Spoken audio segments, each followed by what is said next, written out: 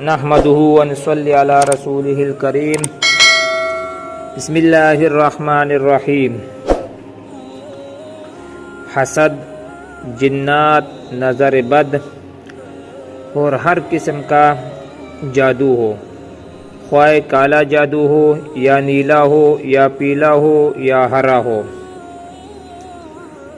اس سے حفاظت کا مؤثر قلعہ اور توڑ کا طریقہ، اور یہ وہ عمل ہے جو حدیث سے ثابت ہے۔ حضرت عائشہ صدیقہ رضی اللہ تعالی عنہا فرماتی ہے کہ جب حضور صلی اللہ علیہ وآلہ وسلم بیمار ہو جاتے تو آپ اپنے دونوں ہاتھوں پر دم کرتے اور دونوں ہاتھوں کو پوری جسم پر پھیر دیتے۔ روزانہ آپ سوتے وقت یہ عمل کرتے تھے۔ امی عائشہ رضی اللہ تعالیٰ عنہ فرماتی ہے نبی علیہ الصلوۃ والسلام مرض الوفات میں بہت کمزور ہو گئے، صورتیں میں پڑھ دیتی اور آپ کے ہاتھ پر دم کر دیتے۔ آپ صلی اللہ علیہ وسلم اپنے مبارک ہاتھوں کو پورے بدن پر پھیر دیتے۔ فرماتی ہے میرے ہاتھ آپ کے ہاتھ کے برکت کا مقابلہ تو نہیں کر سکتے تھے، تو زیادہ اصول برکت کے لیے میں آپ ہی کے ہاتھ پر دم کرتے کہ آپ خود کر لے۔ یہ وہ عمل ہے جو آپ صلی اللہ علیہ وسلم کرتے تھے، ہمیں بھی کرنا چاہیے۔ اگر رگ رگ ریشے ریشے میں کوئی بری اثرات ہے، اس عمل کے کرنے سے سارے نکل جائیں گے۔ بہت آسان عمل ہے۔ رات کو سوتے وقت وضو ہو تو بہت اچھا، بغیر وضو بھی کر سکتے ہو۔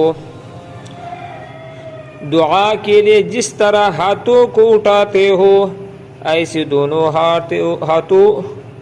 ہاتھوں کو اٹھا لے اور آخری 3 قل هو اللہ احد، قل اعوذ برب الفلق، قل اعوذ برب الناس ایک مرتبہ پڑھ کر اپنے دونوں ہاتھوں پر پھونک مار کر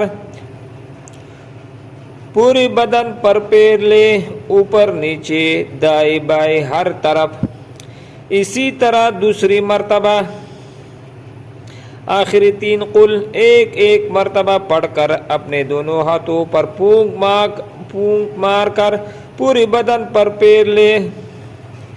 اسی طرح تیسری مرتبہ آخری 3 قل ایک مرتبہ پڑھ کر اپنے دونوں ہاتھوں پر پھونک مار کر پورے بدن پر پھیر لے۔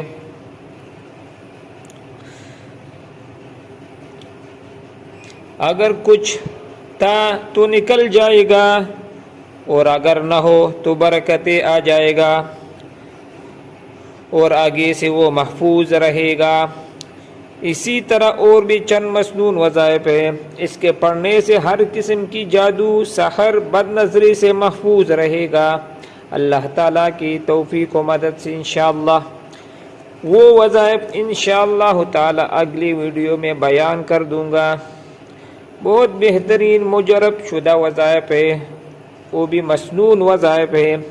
ہر قسم کی جادو، بد نظر، سحر سے انشاءاللہ محفوظ رہے گا۔ اور یہ عمل رات کو سوتے وقت ہر دن کرنا چاہیے، اس کی بہت زیادہ برکات ہے۔